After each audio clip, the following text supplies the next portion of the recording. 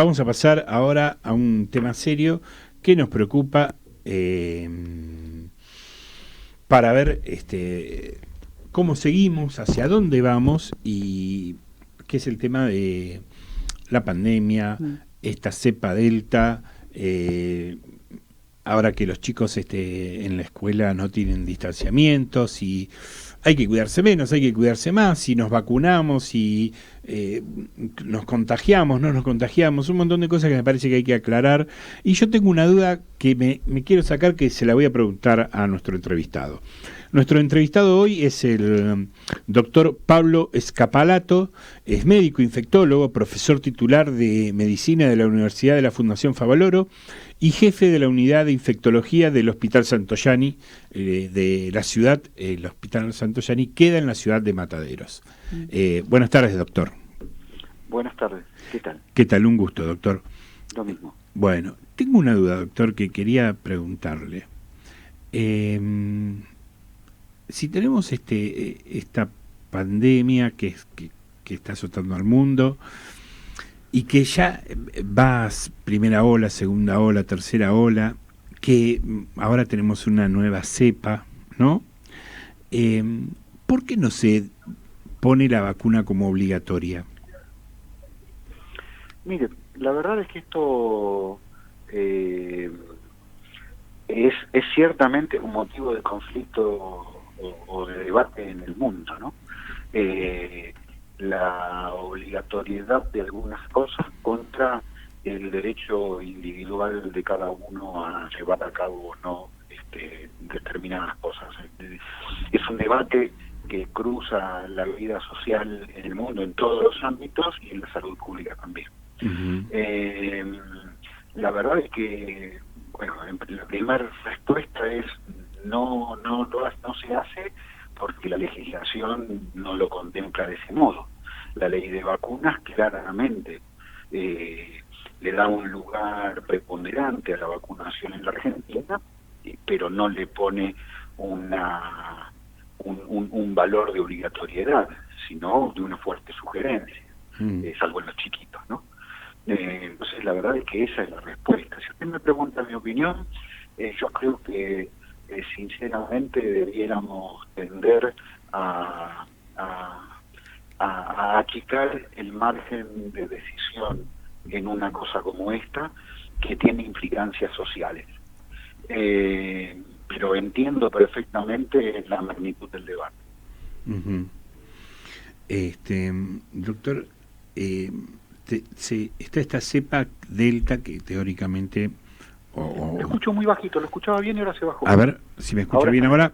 Tenemos esta nueva cepa que es delta, que todavía está en discusión, ¿no? A mí no me queda claro si ya tenemos como una circulación comunitaria o no. El otro día hubo varios operativos en el barrio de Montserrat. Dicen que es más letal, o sea, que es más contagiosa. ¿Es bueno que los chicos en las clases, por ejemplo, no tengan el distanciamiento que tenían antes? Yo quiero empezar por el final del enunciado, ¿Cómo no? de tratar de responder la pregunta. Sí. No sabemos que es más contagiosa, no sabemos que es más letal. Perfecto. Eso me parece que es un punto vital, es un punto muy, muy importante. Vemos cómo, y creo que como ejemplo de esto está el ejemplo británico, en el cual han aumentado, ahora están decreciendo nuevamente, ¿no? Pero hemos visto en las últimas semanas cómo habían aumentado enormemente la cantidad de contagios, disminuyendo cada vez más la cantidad de internaciones. Entonces, esto ciertamente nos da una idea, por lo menos a priori, de que es una cepa bastante más contagiosa, pero que tiene menos gravedad intrínseca. ¿Esto es un problema menor? No es un problema menor, sigue siendo un problema importante. Pero desde el punto de me quiero centrar en esa palabra que usó, porque creo que justamente si uno está hablando de modo público, me parece que digamos, la gente tenemos que tratar de que tengamos todos un poquito más en claro esas cosas, porque estas confusiones contribuyen, en mi modesto criterio, a los sustos irracionales o a las medidas a veces poco responsables. Entonces, nada, quería aclarar ese punto. No, está claro, está bien. Sí, Y después, ya la tenemos como una... como la cepa, esta delta, como una circulando comunitariamente, ya está definido. Mire, esto la verdad es que es cuestión finalmente de tiempo, ¿no? Uno sabe y ya lo hemos, digamos, creo que como sociedad lo hemos aprendido, el problema se instala como poquitito, empieza a ser de anecdótico a una secuencia de gente y finalmente se puede terminar o se termina generalizando. Y los esfuerzos que hacemos, más que razonables y más que merecidos por el problema, son para tratar de patear hacia adelante y minimizar ese impacto, ¿no? Tratar de patear para adelante, usando la metáfora futbolística, claro. La aparición de los problemas grandes y tratando de minimizar ese impacto más importante. En este punto tenemos algunos casos de pequeños brotes, pero el problema se torna preocupante cuando, como ocurrió en el Reino Unido, esta variante se torna o termina siendo la variante circulante mayor, la de más importancia, la que circula por encima de las otras. Entonces, ese es el punto donde estas cepas empiezan a tener valor epidemiológico importante. Por el momento tenemos una cepa que ha tenido circulaciones que ya hemos conocido, reportadas en la Argentina, pero que de ningún modo, al menos por ahora, son las cepas mayoritarias. Claro. Doctor, le hago una pregunta. Bueno, yo le cuento, soy madre de una hija adolescente y bueno, y ahora vivimos en la ciudad y a partir del lunes le tocaría regresar con toda el aula, que son 30 y pico de alumnos. ¿Qué consejo nos daría a las madres que estamos con miedo por este tema de que se rompen las burbujas y se une, cuando aparece una cepa que, por suerte, como estaba diciendo usted, no es tan traumática en el tema de que no hace tanto daño, pero sí es muy viral? ¿Cómo podemos hacer para proteger un poco a nuestros chicos que van a retomar a las clases en un aula muy pequeña con 30 alumnos?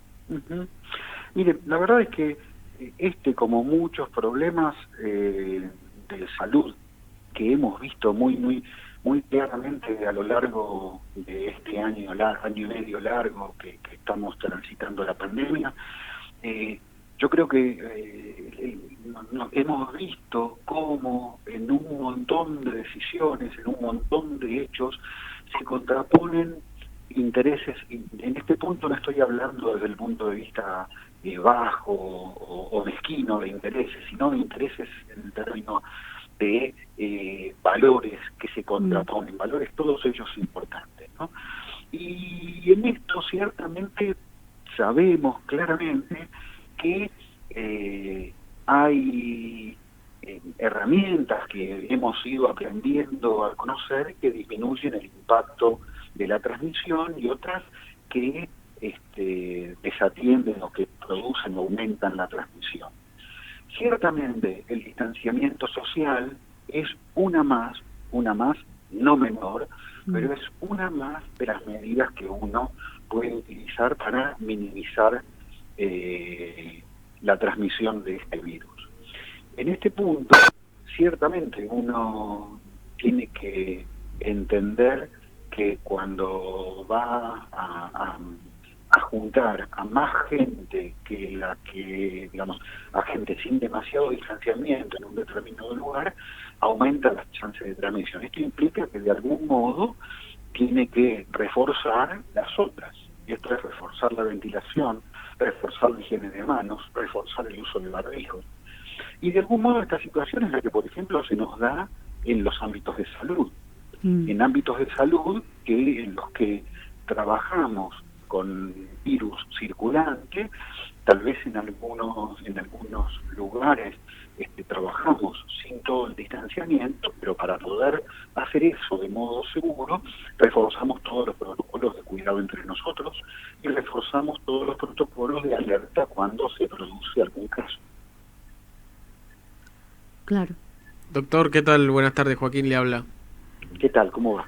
Bien, yo quería preguntarle más, hacer una pregunta más de curioso, que es, digamos, ¿cómo científicamente se detecta cuando el hisopado da positivo y cómo se detecta que sea una de la variante Delta? O sea, ¿qué estudio se hace? Miren, yo hay dos, tengo que responder de dos modos. Sí. Porque por un lado qué es lo que hacemos habitualmente en la práctica clínica cuando hacemos un hisopado, y tengo que meter algunas palabras complicadas, discúlpeme, pero son esenciales para esto y trataremos de explicarlo. Sí. Cuando nosotros hacemos un hisopado a la gente, nosotros lo que hacemos es hacerle dos cosas: hacerle un test de antígeno, y esto es buscar unas partecitas del virus particularmente, o una PCR, que es buscar una parte muy particular del virus, que es el ARN, digamos, es la genética del virus. Esas son las dos cosas que nosotros hacemos para el diagnóstico clínico habitual, para el diagnóstico de cualquier paciente. Hasta acá se entiende lo que estoy diciendo. Sí. Sí. Muy bien. Cuando nosotros queremos, esto nos dice de algún modo que tenemos coronavirus, y no nos dice más que esta información. Es el hecho de que tenemos COVID-19 particularmente, que no nos da ninguna otra información. Cuando yo quiero buscar qué tipo de cepa es la que está produciendo esta infección, tengo que hacer análisis genéticos bastante más complejos. Esto no se realiza en todos los pacientes. En el mundo no se realiza en todos los pacientes, tampoco se realiza en todos los pacientes acá. Hay centros que llevan a cabo vigilancias epidemiológicas y hay determinados lineamientos que los médicos que hacemos medicina asistencial conocemos, por los cuales si a este paciente le pasa esto y esto otro, está recomendado que enviemos una muestra a estudiar particularmente. Finalmente, ¿qué es lo que estoy diciendo? En la práctica clínica, para cada uno de nosotros, es poco probable que a mí me vayan a decir algún día si yo tengo la variante Delta o tengo la variante Mongo. Y tiene poca importancia desde el punto de vista clínico. Estos son datos a los que se arriban para tener idea de cómo se está comportando la enfermedad en la sociedad. ¿Se comprendió o lo dije confuso? Sí. No, está claro. Doctor, dos últimas preguntas. A ver, la primera, ¿corremos riesgos de que esta enfermedad, el COVID o la cepa Delta, se transforme en una enfermedad recurrente anualmente, todos los años, en una enfermedad de estación? A mí me parece muy probable que así sea. Uh-huh.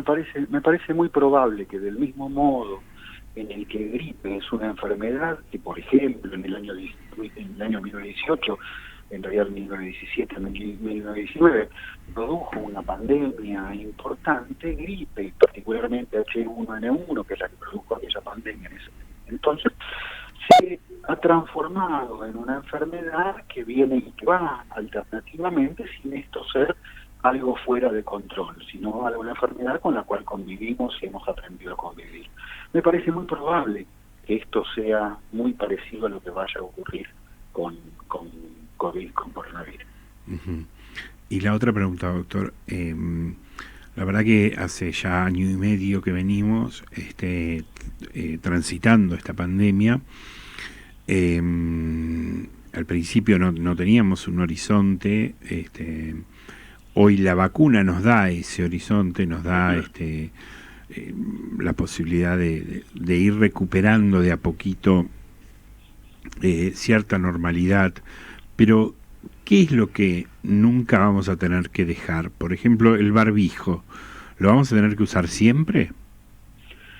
Mire, si yo pudiera contestar esas cosas de modo unívoco, sería porque tuviera una bola de cristal, y la verdad es que no la tengo. Lo llamamos doctor porque nos dijeron que tenía la bola de cristal. Bueno, pero eso tiene otro precio. Bueno. No, en serio. Sí. A ver, yo creo que la pandemia ha servido para reforzar algunas cosas que no debieran irse. Uh-huh. Por ejemplo, no es que cosas llegaron para quedarse, sino qué cosas debieran quedarse. Ajá. Yo creo que la energía con la que reforzamos higiene de manos debiera quedarse. Ajá. La energía con la que estamos reforzando ventilación debieran quedarse. Yo creo que son pautas de salubridad que son indiscutiblemente importantes, y estos son indiscutiblemente importantes porque trascienden a COVID. Esto es COVID y otras virus respiratorias. Esto en el caso de higiene de manos. Esto es COVID y otras virus respiratorias, tuberculosis en el caso de ventilación. Entonces, estoy convencido que hay algunas medidas que no debieran irse. Bueno, doctor, la verdad ha sido muy esclarecedor. Teníamos algunas dudas que queríamos sacarnos y transmitirle también un poco a nuestros oyentes y a la sociedad. Esto, usted sabe que Radio Sónica es una multiplataforma que además queda grabado en YouTube y queda grabado en varias redes esta entrevista, y queríamos también, no sé, dejar un mensaje de esperanza, de que la gente esté un poco más tranquila, pero también de que no baje la guardia, ¿no? En ese sentido, de seguir cuidándonos, de seguir usando el barbijo, y de que, bueno, ya estamos un poquito más cerca de volver a esa normalidad que tanto deseamos, ¿no? Sí, yo en principio le agradezco infinitamente el espacio. Y al margen, creo que si bien también estoy cansado, también estamos cansados, uno tiene que tratar de ver estas cosas de algún modo en perspectiva, aunque, insisto, en mi fuero íntimo uno está muy cansado, podrido diría. La verdad es que en un año y medio aprendimos a conocer la enfermedad, aprendimos a conocer la forma en la que se transmite, fuimos desechando cosas. Antes decíamos que era muy que no era importante la transmisión aérea. Hoy sabemos que es importante. Antes le dábamos mucha bolilla a las superficies, hoy entendemos que las superficies no son el problema más importante. Ensayamos con remedios que hoy sabemos que lejos de hacerle bien a la gente le hacen mal. Aprendimos a tener vacunas, estamos vacunando, el mundo está vacunando. La verdad es que en pocas enfermedades, yo creo que en ninguna enfermedad, el mundo ha tenido un aprendizaje y una apuesta de elementos en su función de las mejorías tan veloz, tan rápida, tan importante. Entiendo que el cansancio sigue, porque sigue para mí, porque sigue cada vez que ingreso un paciente, porque sigue cada vez que me tengo que disfrazar o que no puedo saludar con un apretón de manos a un enfermo. El cansancio sigue para todo. Pero me parece que tenemos que tratar de ver esa partecita en perspectiva, porque hay enfermedades que conocemos desde hace siglos y que siguen siendo un enorme flagelo, un enorme azote, y para el cual no tenemos ninguna cosa nueva. Entonces, me parece que de esto también tenemos que rescatar. Totalmente. Doctor, si tuviéramos que, para terminar ya y no quitarle más tiempo, si tuviéramos que hoy reflejar la sala de COVID del Hospital Santoyani hoy, comparada hace un tiempo atrás, ¿no? ¿Cómo estaríamos en camas? ¿Cómo estaríamos atención? Sabemos que los médicos, las enfermeras, los kinesiólogos, todos están muy cansados y es un agradecimiento eterno, pero siempre se medían las camas en unidad intensiva, en terapia intensiva, y saber cómo está hoy un hospital público es importante, ¿no? Para saber si la vacuna ha tenido ese efecto también, ¿no? Nuevamente empiezo por el final de la pregunta, porque me parece que son cosas que hay que reforzar y uno no debe cansar de reforzarse. Sí, la vacuna tiene ese efecto, ha tenido ese efecto, ha disminuido la incidencia de la enfermedad y ha disminuido la incidencia de la enfermedad grave, fundamentalmente. En ese punto, yo no tengo la estadística del hospital como para decirse nada en este momento, pero la cantidad de ocupación de camas de COVID, tanto en la terapia intensiva como en la sala general, de hace 3 semanas a esta parte, ha disminuido muy sustancialmente. Bueno, eso es un mensaje también de esperanza para todos. Así y también que la vacuna sirve, y aquellos que dudan de vacunarse, que lo hagan por ellos, por nosotros y por también en honor a los que hoy no están, ¿no? Sí, la vacunación, particularmente en enfermedades como estas, es no solo un cuidado personal, sino es, a mi juicio, una clara evidencia de compromiso social. Yo me cuido, digamos, yo me vacuno de esto, de sarampión, de polio.